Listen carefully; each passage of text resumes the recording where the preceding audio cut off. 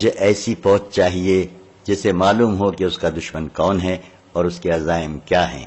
میری فوج کو علم ہونا چاہیے کہ یہ اللہ کی فوج ہے اور اللہ کی راہ میں لڑ رہی ہے۔ جوش و خروش جو میں دیکھ رہا ہوں بہت ضروری ہے، مگر مقصد واضح نہ ہو، اپنی حیثیت واضح نہ ہو تو یہ جوش جلدی ٹھنڈا پڑ جاتا ہے۔ انہیں بتاؤ اور ذہن نشین کراؤ کہ ہم فلسطین کیوں لینا چاہتے ہیں۔ انہیں بتاؤ کہ غداری کتنا بڑا جرم ہے۔ انہیں سمجھاؤ کہ تم صرف فلسطین کے لیے نہیں بلکہ اسلام کے تحفظ اور فروغ کے لیے لڑ رہے ہو اور تم آنے والی نسلوں کے وقار کے لیے لڑ رہے ہو۔ عملی سکھلائی کے بعد انہیں باز دو اور ان پر ان کی قومی عظمت واضح کرو۔ ہر شام انہیں باز دیے جاتے ہیں سالار اعظم، ایک نائب نے کہا۔ ہم انہیں صرف درندے اور وحشی نہیں بنا رہے، اور یہ خیال رکھو کہ ان کے دلوں میں قوم کی وہ بیٹیاں نقش کر دو جو کفار کے ہاتھوں اغوا اور بے آبرو ہوئی ہیں اور ہو رہی ہیں۔ سلطان ایوبی نے کہا، انہیں قرآن کے وہ ورق یاد دلاتے رہنا جنہیں صلیبیوں نے پاؤں تلے مسلا تھا، اور انہیں وہ مسجدیں یاد دلاتے رہنا جن میں کفار نے گھوڑے اور مویشی باندھے تھے اور باندھ رہے ہیں۔ بیٹی کی عزت اور مسجد کا احترام مسلمان کی عزت کے نشان ہوتے ہیں۔ انہیں بتاؤ کہ جس روز تم عصمت اور مسجد کو ذہن سے اتار دو گے، اس روز تم اپنے لیے اس دنیا کو جہنم بنا لو گے، اور آخرت میں جو عذاب ہے اس کا تم تصور بھی نہیں کر سکتے۔ جو 2-2 4-4 سپاہی گھوم پھر رہے تھے وہ پہرے دار تھے۔ صلیبیوں کے جوابی حملے کا خطرہ موجود تھا، پھر بھی ٹریننگ کے اس علاقے کے گرد پہرے کی ضرورت تھی۔ ان پہرے داروں میں سے 2 ایک چوٹی پر جا رہے تھے، وہ رک گئے۔ انہیں نیچے ایک ٹیکری پر صلاح الدین ایوبی کھڑا نظر آ رہا تھا، ان کی طرف اس کی پیٹھ تھی، فاصلہ 200-250 گز تھا۔ ایک پہرے دار نے کہا، کم وقت کی پوری پیٹھ ہمارے سامنے ہے، اگر یہاں سے تیر چلاؤں تو اس کے دل کے پار کر سکتا ہوں، کیا خیال ہے؟ پھر بھاگ کر کہاں جاؤ گے؟ اس کے ساتھی نے پوچھا۔ ہاں، دوسرے نے کہا، تم ٹھیک کہتے ہو، اگر یہ لوگ ہمیں پکڑ کر جان سے مار ڈالیں تو کوئی بات نہیں، وہ زندہ پکڑ کر ایسے شکنجے میں جکڑیں گے کہ ہمیں اپنے تمام ساتھیوں کے نام بتانے پڑیں گے، یہ کام اس کے محافظوں کو کرنے دو۔ اس کے ساتھی نے کہا، اگر صلاح الدین ایوبی کو قتل کرنا اتنا آسان ہوتا تو یہ اب تک زندہ نہ ہوتا، یہ کام اب ہونا چاہیے۔ دوسرے نے کہا، سنا ہے فاطمی کہتے ہیں کہ تم کچھ کیے بغیر ہم سے منہ مانگی رقم لیتے جا رہے ہو، مجھے امید ہے کہ یہ کام جلدی ہو جائے گا۔ اس کے ساتھی نے کہا، سنا تھا کہ حشیشین بہت دلیر ہیں، قتل کرنے کے لیے جان پر کھیل جاتے ہیں، ابھی تک انہوں نے کچھ کر کے تو نہیں دکھایا۔ میں یہ بھی جانتا ہوں کہ ایوبی کے محافظ دستے میں 3 حشیشین ہیں۔ میں یہ بھی جانتا ہوں کہ ایوبی کے محافظ دستے میں 3 حشیشین ہیں۔ یہ تو ان کا کمال ہے کہ محافظ دستے تک پہنچ گئے ہیں اور کسی کو ان کی اصلیت کا علم نہیں ہوا، مگر وہ قتل کب کریں گے؟ کم وقت ڈرتے ہیں۔ وہ باتیں کرتے آگے چلے گئے۔ مورخین لکھتے ہیں کہ مصر سے صلاح الدین ایوبی کی غیر حاضری سے وہاں مخالفین کی زمین دوز سرگرمیاں ابھر آئیں تو صورتحال ایسی پیدا کر دی گئی جسے صرف معجزہ سنبھال سکتا تھا۔ یہ ایک سازش تھی جو فاطمی خلافت کی معزولی اور تقریب کاروں کی گرفتاری کے بعد بظاہر دب گئی تھی، لیکن راکھ میں دبی ہوئی چنگاری کی طرح دہک رہی تھی۔ اس کی پشت پناہی کرنے والے صلیبی تھے اور اسے عملی جامہ پہنانے والے وہ مسلمان زعما تھے جن پر سلطان ایوبی کو بھروسہ تھا۔ صلیبیوں نے یہودی لڑکیاں حاصل کر لی تھیں جو عرب اور مصر کی زبان روانی سے بولتی اور اپنے آپ کو ہر رنگ میں ڈھال سکتی تھیں۔ مصر کی انتظامیہ کے متعدد حکام اقتدار میں حصے کے یا کلی طور پر خود مختاری کے خواہشمند تھے۔ ان میں قومی وقار اور جذبہ ختم ہو چکا تھا، وہ حرموں کے بادشاہ تھے۔ ان لوگوں کو اعلی کار بنانے والوں میں فاطمیوں نے دانش مندی کا ثبوت دیا اور انہوں نے حسن بن صباح کے حشیشین کی خدمات بھی حاصل کر لیں۔ اس وقت کے واقعہ نگاروں نے، جن میں اسد الاسدی، ابن الاسیر، ابی الزرع اور ابن الجوزی خاص طور پر قابل ذکر ہیں، لکھتے ہیں کہ صلیبیوں نے سوڈانیوں کو مدد دے کر انہیں مصر پر حملے کے لیے تیار کر لیا تھا۔ مصر میں جو تھوڑی سی فوج تھی وہ بغاوت کے لیے تیار کر دی گئی تھی۔ صلاح الدین ایوبی کے حامی سخت پریشان تھے کہ قبل از وقت نہ پہنچا تو مصر ہاتھ سے نکل جائے گا۔ ان واقعہ نگاروں اور 2 اور گمنام کاتبوں کی غیر مطبوعہ تحریروں سے ایک کہانی کی کڑیاں ملتی ہیں۔ ان میں قاہرہ کے محکمہ مالیات کے ایک بڑے ناظم خضر الحیات کا ذکر ملتا ہے۔ وہ خزانے کا بھی ذمہ دار تھا۔ دوسرے علاقوں کی جزیے اور تابان وغیرہ کی رقمیں، زکوٰۃ، سزا کے طور پر وصول ہونے والے جرمانے، عطیات اور نظامت مصر کا تمام تر حساب کتاب اور پیسہ مالیات کے محکمے میں آتا اور خرچ ہوتا تھا۔ یہ بڑا ہی اہم اور نازک محکمہ تھا۔ اس کے ناظم کا قابل اعتماد ہونا بہت ضروری تھا۔ یہ سلطان ایوبی کی خوش نصیبی تھی کہ ناظم خضر الحیات دیندار مسلمان تھا۔ ایک رات وہ باہر سے آیا، گھر میں داخل ہوا تو اندھیرے کو چیرتا ہوا ایک تیر آیا جو خضر الحیات کے جسم میں اتر گیا اور دل تک جا پہنچا۔ اس کی کربناک آواز سن کر ملازم باہر آیا، پھر گھر کے افراد باہر آئے۔ مشعل کی روشنی میں خضر کو اوندھے منہ پڑا دیکھا۔ اتفاق سے کسی نے دیکھ لیا کہ خضر کے دائیں ہاتھ کی انگلی زمین پر تھی۔ اس انگلی سے اس نے کچھ لکھا تھا۔ وہ مر چکا تھا۔ زمین پر اس نے انگلی سے لکھا تھا، مسلح ہے پوری نہیں ہوئی تھی، اس حرف کی گولائی کے نصف میں جا کر اس کی جان نکل گئی ہوگی۔ لاش اٹھائی گئی اور اس لفظ کو محفوظ رکھا گیا۔ ایک آدمی کو کوتوال غیاث بلبین کو بلانے کے لیے دوڑا دیا گیا۔ یہی کہا جا سکتا تھا کہ خضر نے مرتے مرتے مٹی پر اپنے قاتل کا نام لکھا ہے۔ غیاث بلبین کوتوال بھی تھا اور مصر کی تمام تر پولیس کا حاکم اعلیٰ۔ یہ بھی صلاح الدین ایوبی کا قابل اعتماد حاکم تھا۔ علی بن سفیان کی طرح شہری جرائم کا ماہر سراغ رساں تھا۔ بلبی نے آتے ہی زمین پر لکھے ہوئے لفظ مسلح کو غور سے دیکھا۔ اتنے میں شہر کا نائب ناظم مصلح الدین خضر کے قتل کی خبر سن کر آ گیا۔ بلبی نے اسے دیکھتے ہی زمین پر پاؤں رگڑ کر مسلح کا لفظ مٹا دیا۔ مصلح الدین چونکہ شہر کا نائب ناظم تھا، اس لیے کوتوالی کا محکمہ اس کے ماتحت تھا۔ اس نے بلبین کو حکم کے لہجے میں کہا، قاتل کا سراغ صبح سے پہلے مل جانا چاہیے، میں زیادہ انتظار نہیں کروں گا۔ بلبین نے اسے یقین دلایا کہ قاتل کو جلد پکڑ لیا جائے گا۔ وہ وہاں سے چلا گیا۔ رات کو ہی بلبین نے خضر الحیات کے نائب معاون اور اس کے دفتر میں ان افراد کو بلا لیا جو مقتول کے قریب رہتے تھے اور بتا سکتے تھے کہ قتل کے روز ان کی سرگرمیاں کیا رہیں۔ ان لوگوں سے اسے پتا چلا کہ آج شہری انتظامیہ کے حکام اعلیٰ کا ایک اجلاس تھا جس میں فوج کا کوئی نمائندہ نہیں تھا۔ خضر کا نائب اس کی مدد کے لیے اجلاس میں شریک تھا۔ اجلاس میں مالیات کے سلسلے میں فوج کے اخراجات زیر بحث آئے تو خضر نے کہا کہ مصر میں بعض اخراجات روکنے پڑیں گے کیونکہ امیر مصر صلاح الدین ایوبی نے شوبک میں بہت سی فوج بھرتی کی ہے جس کے لیے کثیر رقم کی ضرورت ہے۔ نائب ناظم مصلح الدین نے اس کی مخالفت کی اور کہا کہ فوج کے اخراجات غیر ضروری ہیں۔ مزید فوج بھرتی کرنے کی بجائے ہمیں توجہ اس فوج کے مسائل کی طرف دینی چاہیے جو پہلے ہی ہمارے لیے ایک مہنگا مسئلہ بنی ہوئی ہے۔ اس نے بتایا کہ مصر میں جو فوج ہے اس میں بے اطمینانی، بدامنی پائی جاتی ہے۔ شوبک سے جو مال غنیمت ہاتھ آیا ہے اس میں سے اس فوج کے لیے کوئی حصہ نہیں بھیجا گیا۔ خضر الحیات نے کہا، کیا آپ کو معلوم نہیں کہ امیر مصر نے مال غنیمت تقسیم کرنے کی بدعت ختم کر دی ہے؟ یہ نہایت اچھا فیصلہ ہے۔ مال غنیمت کے لالچ میں لڑنے والی فوج کا کوئی قومی جذبہ اور مذہبی نظریہ نہیں ہوتا۔ اس مسئلے پر بحث ترش کلامی میں بدل گئی۔ مصلح الدین نے یہاں تک کہہ دیا کہ امیر مصر مصری سپاہیوں کے ساتھ اتنا اچھا سلوک نہیں کر رہا جتنا شامی اور ترک سپاہیوں کے ساتھ کرتا ہے۔ اس نے غصے میں کچھ اور ناروا باتیں کہہ دی جن کے جواب میں خضر نے کہا، مصلح تمہاری زبان سے صلیبی اور فاطمی بول رہے ہیں۔ اس پر اجلاس ہنگامے کی صورت اختیار کر گیا اور برخاست ہو گیا۔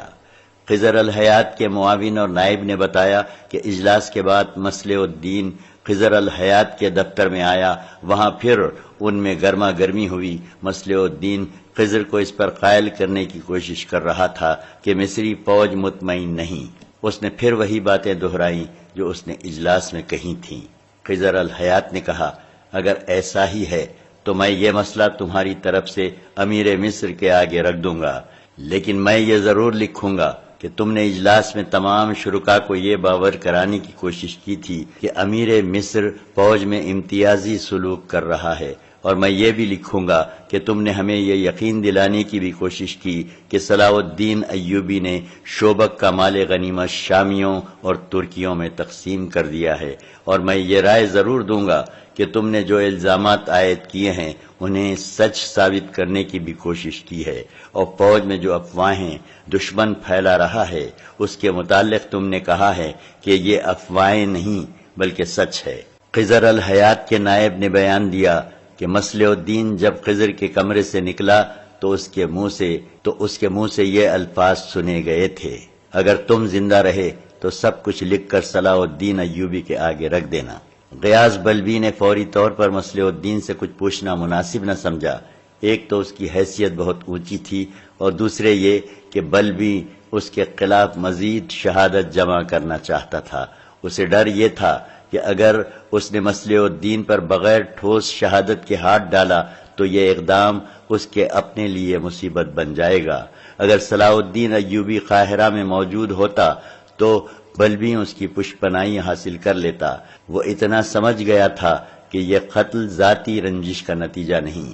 خضر الحیات ذاتی رنجش رکھنے والا حاکم نہیں تھا، اور رات کو اس نے چند ایک لوگوں کے دروازے کھٹکھٹائے اور تفتیش میں لگا رہا، اپنے خفیہ آدمیوں کو بھی سرگرم کر دیا، لیکن اسے کوئی کامیابی نہ ہوئی۔ بعد کی شہادتوں اور واقعات سے جو واردات سامنے آئی وہ کچھ اس طرح بنتی ہے کہ قتل کی رات سے اگلی رات مصلح الدین اپنے گھر گیا تو پہلے بیوی نے اسے کمرے میں بلایا۔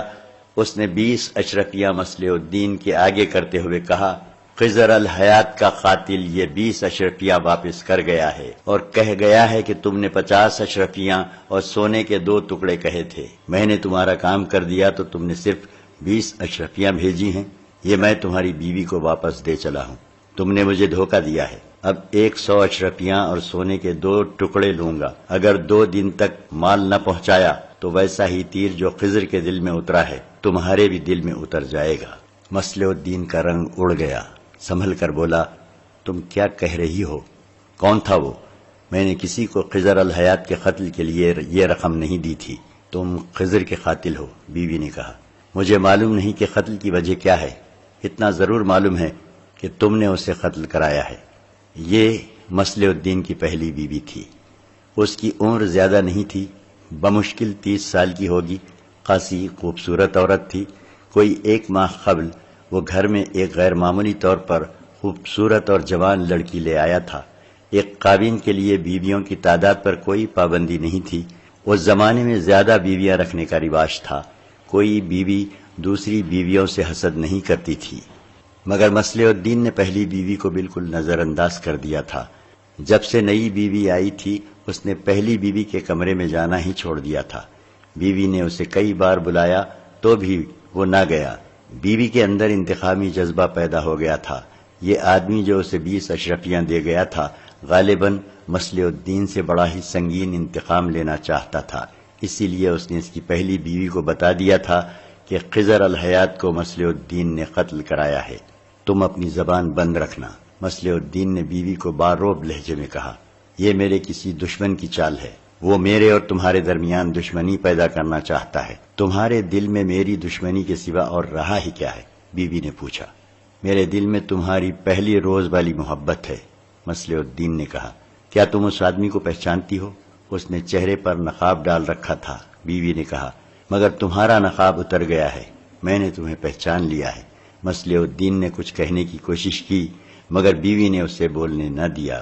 اس نے کہا، مجھے شک ہے تم نے بیت المال کی رقم ہضم کی ہے جس کا علم خضر الحیات کو ہو گیا تھا، تم نے کرائے کے قاتل سے اسے راستے سے ہٹا دیا ہے۔ مجھ پر جھوٹے الزام عائد نہ کرو، مصلح الدین نے کہا۔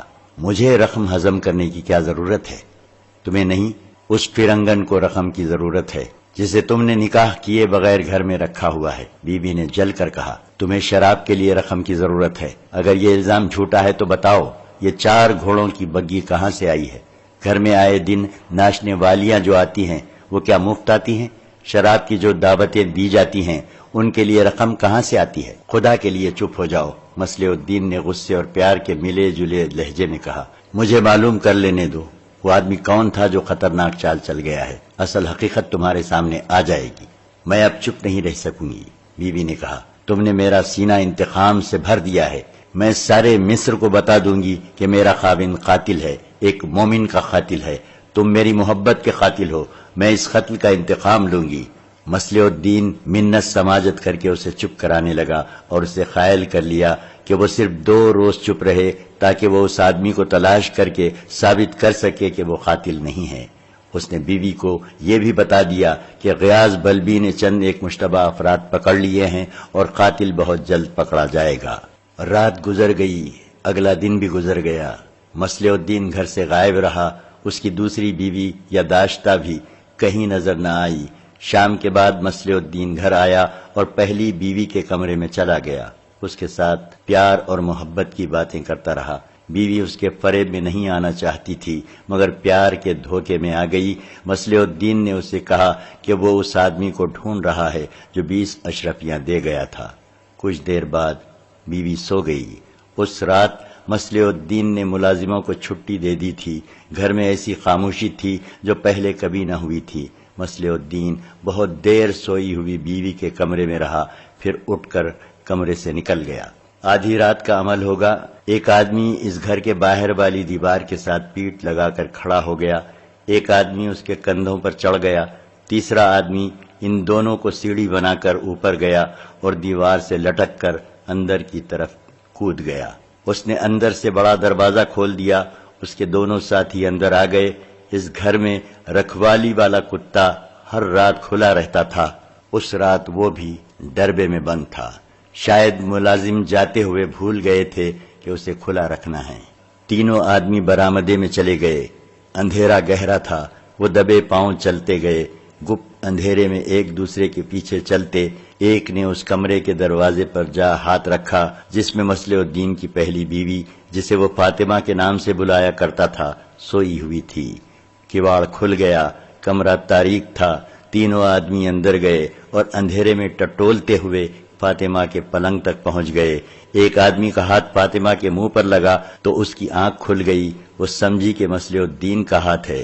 اس نے ہاتھ پکڑ لیا اور پوچھا، کہاں جا رہے ہیں آپ؟ اس کے جواب میں ایک آدمی نے اس کے منہ پر کپڑا رکھ کر اس کا کچھ حصہ اس کے منہ میں ٹھونس دیا۔ فوراً بعد تینوں نے اسے بازوؤں میں جکڑ لیا، ایک نے منہ پر ایک اور کپڑا کس کر باندھ دیا، ایک نے ایک بوری کی طرح تھیلا کھولا، دوسرے 2 آدمیوں نے فاطمہ کو دوہرا کر کے رسیوں سے اس کے ہاتھ اور پاؤں باندھے اور اسے تھیلے میں ڈال کر تھیلے کا منہ بند کر دیا۔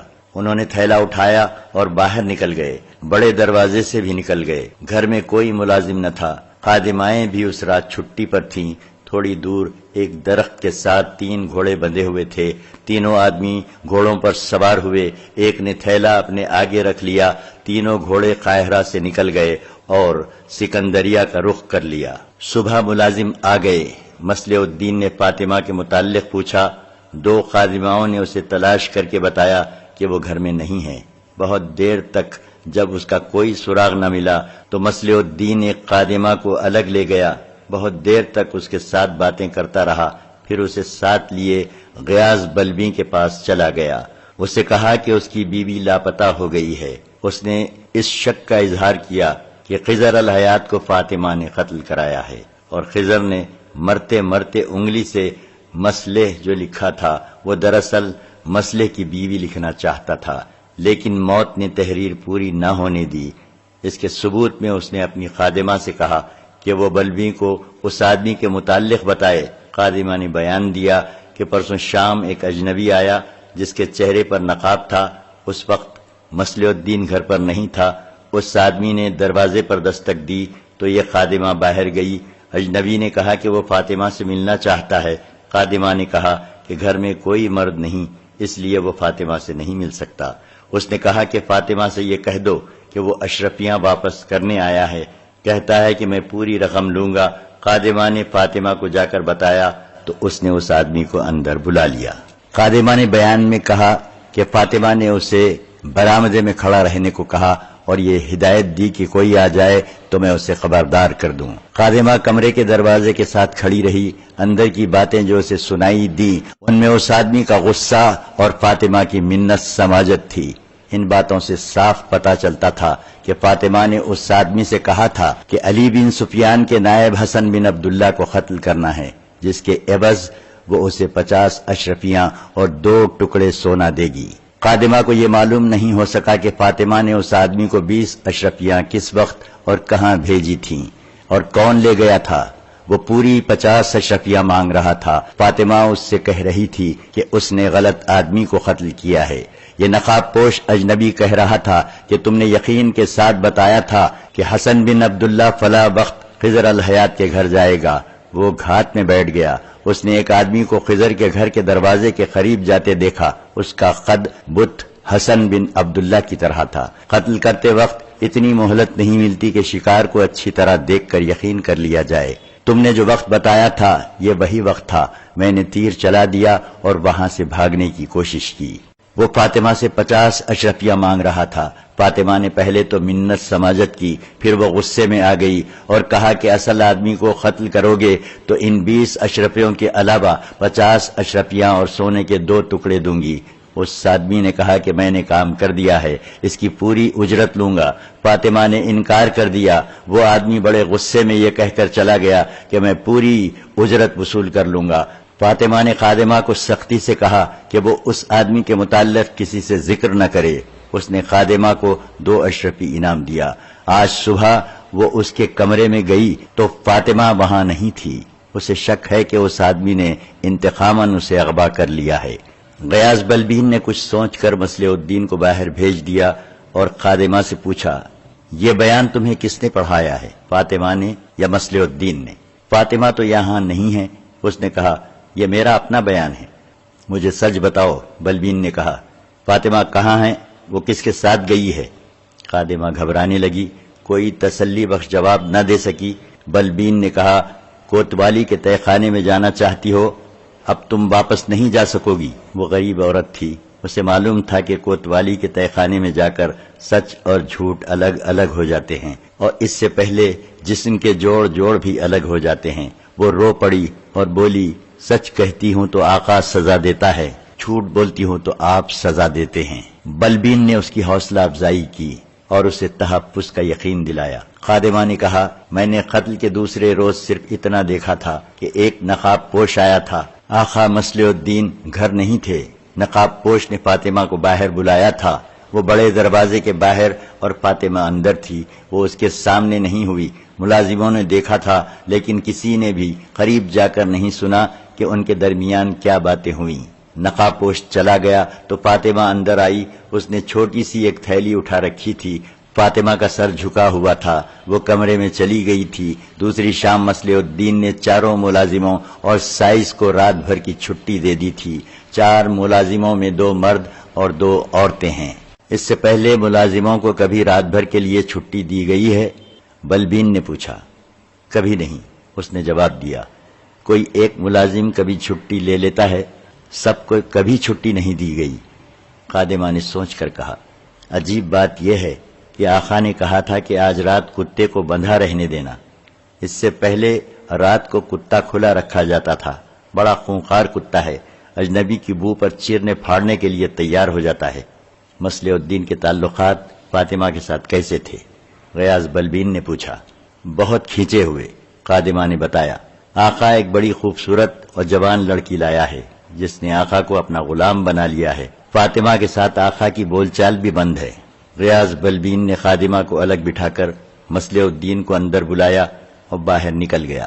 واپس آیا تو اس کے ساتھ 2 سپاہی تھے۔ انہوں نے مصلح الدین کو دائیں اور بائیں بازوؤں سے پکڑ لیا اور باہر لے جانے لگے۔ مصلح الدین نے بہت احتجاج کیا۔ بلبین یہ حکم دے کر باہر نکل گیا کہ اسے قید میں ڈال دو۔ اس نے دوسرا حکم یہ دیا کہ مصلح الدین کے گھر پر پہرا کھڑا کر دو، کسی کو باہر نہ جانے دو۔ اس وقت فاطمہ قاہرہ سے بہت دور شمال کی طرف ایک ایسی جگہ پہنچ چکی تھی جہاں ارد گرد اونچے ٹیلے، سبزہ اور پانی بھی تھا۔ یہ جگہ عام رہ گزر سے ہٹی ہوئی تھی۔ وہاں وہ سورج نکلنے کے وقت پہنچی تھی۔ گھوڑے رک گئے تھے۔ اسے تھیلے میں سے نکالا گیا اس کے منہ سے کپڑا ہٹا دیا گیا اور ہاتھ پاؤں بھی کھول دیے گئے۔ اس کے ہوش ٹھکانے نہیں تھے۔ وہ 3 نقاب پوشوں کے نرغے میں تھی۔ 3 گھوڑے کھڑے تھے۔ فاطمہ چیخنے چلانے لگی۔ نقاب پوشوں نے اسے پانی پلایا اور کچھ کھانے کو دیا۔ وہ ہاتھ نہیں آ رہی تھی۔ اس کے پیٹ میں پانی اور کھانا گیا اور تازہ ہوا لگی تو جسم میں طاقت آ گئی۔ وہ اچانک اٹھی اور دوڑ پڑی۔ تینوں بیٹھے دیکھتے رہے، کوئی بھی اس کے تعاقب میں نہ گیا۔ دور جا کر وہ ایک ٹیلے کے اونٹ میں چلی گئی تو ایک نقاب پوش گھوڑے پر سوار ہوا، ایڑی لگائی اور فاطمہ کو جا لیا۔ وہ دوڑ دوڑ کر تھک گئی تھی، لیٹ گئی۔ نقاب پوش نے اسے اٹھا کر گھوڑے پر ڈال لیا اور خود اس کے پیچھے سوار ہو کر واپس اپنے ساتھیوں کے پاس لے گیا۔ بھاگو، ایک نے اسے تحمل سے کہا۔ کہاں تک بھاگو گی؟ یہاں سے تو کوئی تنومند مرد بھی بھاگ کر قاہرہ نہیں پہنچ سکتا۔ فاطمہ روتی چیختی اور گالیاں دیتی تھی۔ ایک نقاب پوش نے اس سے کہا، اگر ہم تمہیں قاہرہ واپس لے چلیں تو بھی تمہارے لیے کوئی پناہ نہیں۔ تمہیں تمہارے خاوند نے ہمارے حوالے کیا ہے۔ یہ جھوٹ ہے، فاطمہ نے چلا کر کہا۔ یہ سچ ہے، اس نے کہا۔ ہم نے تمہیں اجرت کے طور پر لیا ہے۔ تم نے مجھے پہچانا نہیں۔ ہاتھ میں 20 اشرفیوں کی تھیلی دے کر آیا تھا۔ تم نے خاوند سے کہہ دیا کہ تم قاتل ہو، اور تم نے بیوقوفی یہ کی کہ اسے یہ بھی کہہ دیا کہ تم کوتوال کو بتا دو گی۔ وہ تم سے پہلے ہی تنگ آیا ہوا تھا۔ اس کی داشتہ نے اس کے دل پر اور اس کی عقل پر قبضہ کر لیا تھا۔ میں تمہیں یہ نہیں بتا سکتا کہ وہ لڑکی کون ہے اور کہاں سے آئی ہے اور کیا کرنے آئی ہے۔ دوسرے دن تمہارا خاوند ہمارے ٹھکانے پر آیا۔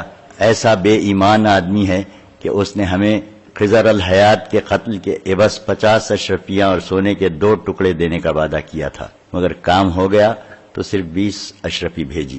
میں نے تمہیں استعمال کیا اور یہ رقم تمہارے ہاتھ میں دے دی تاکہ تمہیں بھی یہ راز کا علم ہو جائے۔ ہمارا تیر نشانی پر بیٹھا۔ دوسرے دن وہ ہمارے ٹھکانے پر آیا اور 50 اشرفیاں دینے لگا۔ سونے کے ٹکڑے پھر ہضم کر رہا تھا۔ میرے ان ساتھیوں نے کہا کہ اب ہم بہت زیادہ اجرت لیں گے، اگر وہ نہیں دے گا تو ہم کسی نہ کسی طرح کوتوال تک قبر پہنچا دیں گے۔ اس سے اب خطرہ یہ نظر آ رہا تھا کہ تمہیں یہی پتا چل گیا تھا کہ قاتل وہی ہے۔ اس کا علاج اس نے یہ سوچا کہ ہمیں کہا کہ تم میری بیوی کو اٹھا لے جاؤ، میں تمہارے لیے راستہ صاف کر دوں گا۔ ہم جان گئے کہ وہ اپنی داشتہ کے زیر اثر تم سے جان چھڑانا چاہتا ہے، اور اب وہ اس لیے تمہیں غائب کرنا چاہتا تھا کہ تم اس کے جرم کی گواہ بن گئی ہو اور اسے کہہ بھی چکی ہو کہ تم کوتوال کو خبر کر دو گی۔ فاطمہ کے آنسو خشک ہو چکے تھے۔ وہ حیرت زدہ ہو کر ان تینوں کو باری باری دیکھتی تھی۔ ان کی صرف آنکھیں نظر آتی تھیں۔ یہ آنکھیں ڈراؤنی اور خوفناک تھیں۔ ان کی زبان میں مٹھاس اور اپنائیت کی جھلک ضرور تھی۔ انہوں نے اسے دھمکی نہیں دی بلکہ سمجھانے کی کوشش کر رہے تھے کہ اس کا تڑپنا، رونا اور بھاگنا بیکار ہے۔ میں نے تمہیں دیکھا تھا، نقاب پوش نے اسے کہا۔ جب مصلح الدین نے کہا کہ میری بیوی کو اجرت کے طور پر اٹھا لے جاؤ تو میں نے سکندریہ کی منڈی کے بھاؤ سے تمہاری قیمت کا اندازہ کیا۔ تم ابھی جوان ہو اور تم حسین بھی ہو، تم بڑے اچھے داموں میں بک سکتی ہو۔ ہم مان گئے۔ اگر تمہارا خاوند ہمیں اتنی زیادہ اجرت نہ دیتا تو ہم نے اسے بتا دیا تھا کہ اسے زندہ نہیں رہنے دیا جائے گا اور اس کی داشتہ کو اغوا کر لیا جائے گا۔ اس نے ہمیں بتایا کہ آج رات اس کے گھر میں کوئی ملازم نہیں ہوگا، کتا بھی بندھا ہوگا، البتہ بڑا دروازہ اندر سے بند ہوگا تاکہ تم دیکھ لو تو شک نہ کرو۔ ہم تینوں نے ایک دوسرے کے اوپر کھڑے ہو کر تمہارے گھر کی دیوار پھلانگی۔ ہم نے ہاتھوں میں خنجر لے رکھے تھے اور ہم سنبھل کر چل رہے تھے کیونکہ ہمیں تمہارے خاوند پر بھروسہ نہیں تھا، وہ ہمیں مروا سکتا تھا، لیکن ایسا نہ ہوا۔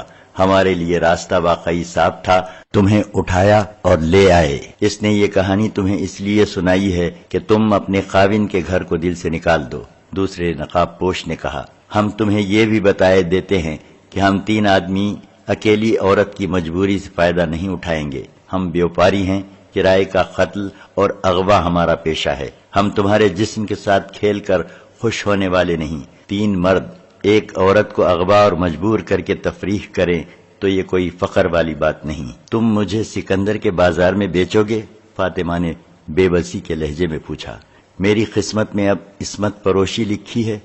نہیں، ایک نقاب پوش نے جواب دیا۔ عصمت پروشی کے لیے جنگلی اور صحرائی لڑکیاں خریدی جاتی ہیں۔ تم حرم کی چیز ہو، کسی باعزت امیر کے پاس جاؤ گی، ہمیں بھی تو اچھی قیمت چاہیے، ہم تمہیں مٹی میں نہیں پھینکیں گے، تم اب رونا اور غم کرنا چھوڑ دو تاکہ تمہارے چہرے کی دلکشی اور رونق قائم رہے، ورنہ تم عصمت پروشی کے قابل رہ جاؤ گی، تھوڑی دیر کے لیے سو جاؤ۔ یہ دیکھ کر کہ ان لوگوں نے اس کے ساتھ کوئی بےہودہ حرکت نہیں کی، دست درازی نہیں کی، فاطمہ کو کچھ سکون سا محسوس ہوا، اور رات بھر وہ اذیت میں ہی رہی تھی۔ تھیلے میں دوہری کر کے اسے بند کیا گیا تھا، جسم درد کر رہا تھا، وہ لیٹی اور اس کی آنکھ لگ گئی۔ تھوڑی ہی دیر بعد اس کی آنکھ کھل گئی، اس کا دل خوف اور گھبراہٹ کی گرفت میں تھا، اس صورتحال کو وہ قبول نہیں کر سکتی تھی۔ اس نے دیکھا کہ تینوں نقاب پوش سوئے ہوئے ہیں، وہ بھی رات بھر کے جاگے ہوئے تھے۔ فاطمہ نے پہلے تو یہ سوچا کہ کسی ایک کا خنجر نکال کر تینوں کو قتل کر دے، لیکن اتنی جرأت نہ